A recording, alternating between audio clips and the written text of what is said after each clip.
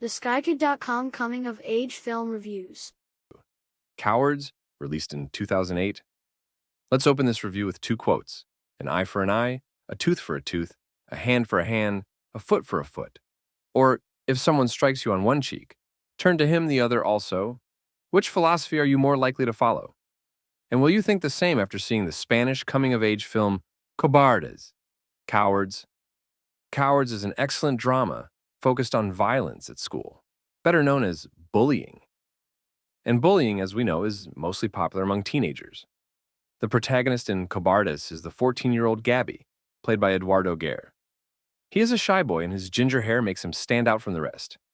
But it becomes one of the things his classmates like to tease him about, calling him Carrot.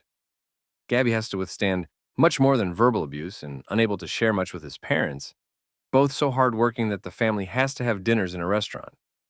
He decides to retreat into himself. The bully Gili and his gang could not be happier as they cause Gabby to fear them.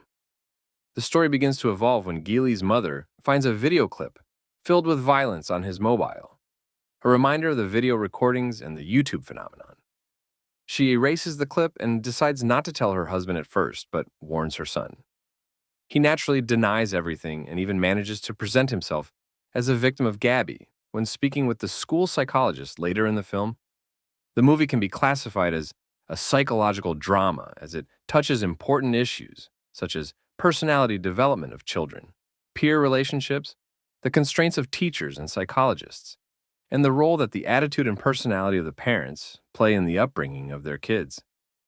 I experienced my fair share of bullying at school. The bully never acted alone, which I guess is a common trait for such persons. In my case, it was a boy who was making fun of me for being a fan of Hanson, and after I struck back in the school hallway, he gathered a gang of about 12 persons to wait for me after school, which is quite cowardly. This experience of mine reflected the way I interpreted the film. Cowards shows a perfectly realistic reflection of society today, and the way in which the story is presented is quite appealing to a young audience. The cinematography reminded me of the one I am now used to seeing in Scandinavian films. Vivid colors, innovative montage, creative photography, and vibrant and consistent staging. The acting in the film was good, especially that of the young cast.